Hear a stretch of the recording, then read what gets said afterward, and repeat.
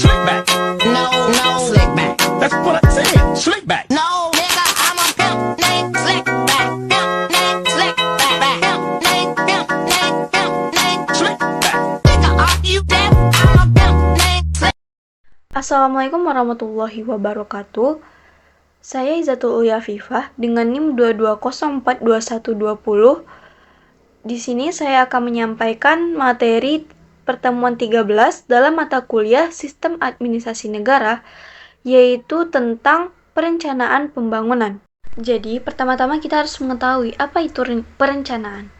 Perencanaan merupakan suatu proses menentukan apa yang ingin dicapai pada masa yang akan datang, serta menetapkan tahapan-tahapan yang dibutuhkan untuk mencapainya.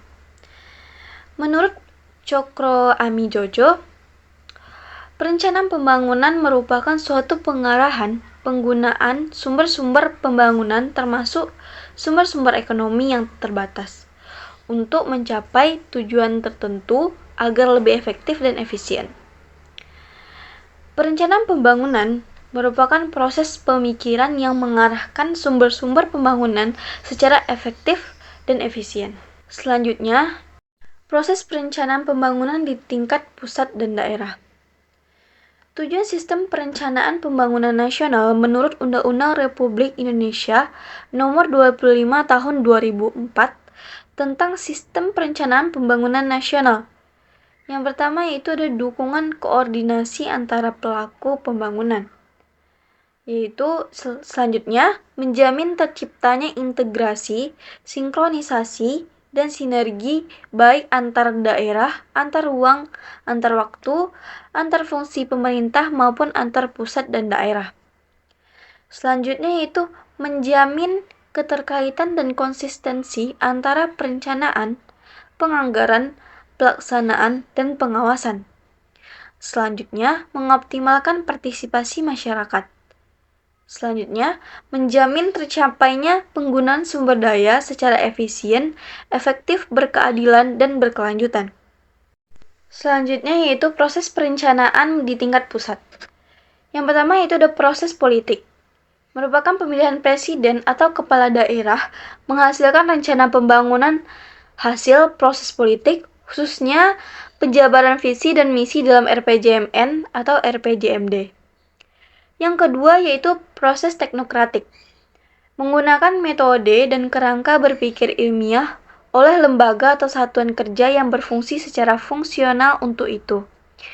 Yang ketiga yaitu proses partisipasif.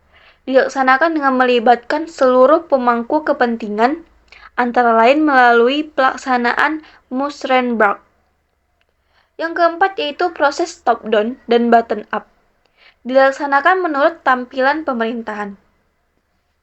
Rencana Pembangunan Nasional menurut Undang-Undang Nomor 25 Tahun 2004 meliputi yang pertama itu Rencana Pembangunan Jangka Panjang atau RPJP yang merupakan dokumen perencanaan untuk periode 20 tahun baik untuk nasional, provinsi, dan kabupaten atau kota. Yang kedua itu Rencana Pembangunan Jangka Menengah atau RPJM yang merupakan dokumen perencanaan untuk periode 5 tahun baik itu nasional, provinsi, kabupaten, atau kota. Yang ketiga itu Rencana Pembangunan Tahunan Nasional yang merupakan dokumen perencanaan tahunan baik untuk nasional, provinsi, dan kabupaten atau kota. Perencanaan pembangunan daerah tidak bisa lepas dari perencanaan pembangunan nasional. Pembangunan daerah merupakan bagian dari pembangunan nasional yang perencanaannya diatur dalam Undang-Undang Nomor 25 Tahun 2004 tentang Sistem Perencanaan Pembangunan Nasional. Proses pembangunan daerah menurut undang-undang ini mencakup yang pertama yaitu penyusunan rencana pembangunan jangka panjang daerah atau RPJPD yang mengacu pada rencana pembangunan jangka panjang nasional atau RPJPN. Yang kedua yaitu dokumen pelaksanaan anggaran atau DPA yang memberikan gambaran jelas tentang kegiatan dan pembiayaan untuk mencapai sasaran sesuai dengan kebutuhan masyarakat. Yang ketiga yaitu penyusunan rencana kerja pemerintahan daerah atau RKPD sebagai penjabaran dari RPJM daerah. Dalam konteks Indonesia, perencanaan pembangunan daerah dilaksanakan dengan memperhatikan kondisi dan potensi yang dimiliki masing-masing daerah, sesuai dengan dinamika perkembangan daerah dan nasional. Proses ini bertujuan untuk memastikan tercapainya penggunaan sumber daya secara efisien, efektif, berkeadilan, dan berkelanjutan. Yang keempat yaitu RAPBD, yaitu Rancangan Anggaran Pendapatan dan Belanja Daerah yang merupakan penjabaran dari RKPD.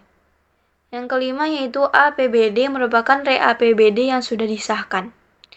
Yang keenam yaitu Renstra atau Rencana Strategis. SKPD disusun berpedoman pada RPJMD. Yang ketujuh yaitu Rencana Kerja atau SKPD merupakan penjabaran dari Renstra. Renja disusun berpedoman pada RKPD. Yang ketujuh yaitu DPA atau Dokumen Pelaksanaan Anggaran. SKPD merupakan dokumen pelaksanaan anggaran setelah APBD disetujui. DPA disusun berdasarkan penjabaran APBD untuk setiap SKPD. Materi selanjutnya yaitu tentang organ atau lembaga yang terlibat dalam perencanaan pembangunan. Yang pertama yaitu ada Bappenas atau Badan Perencanaan Pembangunan Nasional yang merupakan lembaga pemerintah non Kementerian Indonesia yang berada di bawah dan bertanggung jawab kepada Presiden. Bappenas mempunyai tugas melaksanakan tugas pemerintahan di bidang perencanaan pembangunan nasional sesuai dengan ketentuan peraturan perundang-undangan. Yang kedua yaitu Dewan Ekonomi dan Pembangunan.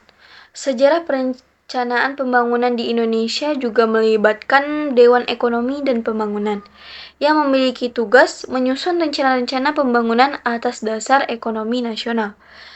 Yang ketiga yaitu Badan Pengawas Keuangan dan Pembangunan, Kantor Staf Presiden dan Sekretariat Kabinet, berfungsi untuk melakukan evaluasi dan pengawasan ketat terhadap pembangunan infrastruktur nasional.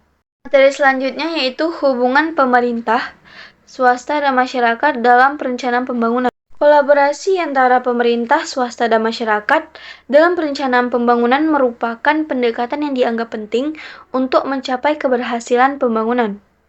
Hal ini disebabkan oleh keterbatasan sumber daya dan kemampuan pemerintah dalam melaksanakan pembangunan sesuai dengan tuntutan masyarakat.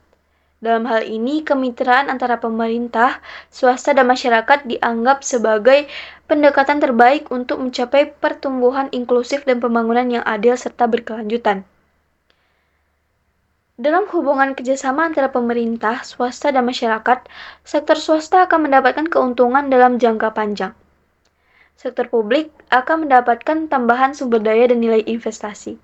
Sedangkan masyarakat akan peroleh manfaat dengan perolehan keterampilan, pengetahuan, dan teknologi baru. Selanjutnya yaitu tentang mainstreaming atau SDGs dalam pembangunan di Indonesia. SDGs merupakan Sustainable Development Goals yang artinya tujuan pembangunan berkelanjutan, yaitu memiliki tujuan untuk menjaga peningkatan kesejahteraan ekonomi masyarakat secara berkesinambungan, menjaga keberlanjutan kehidupan sosial masyarakat, menjaga kualitas lingkungan hidup, serta pembangunan yang inklusif dan terlaksananya tata kelola yang mampu menjaga peningkatan kualitas kehidupan dari satu generasi ke generasi berikutnya. TPB atau SDGs merupakan komitmen global dan nasional dalam upaya untuk menyejahterakan masyarakat mencakup 17 tujuan. Yang pertama yaitu tanpa kemiskinan, tanpa kelaparan, kehidupan sehat dan sejahtera, pendidikan berkualitas,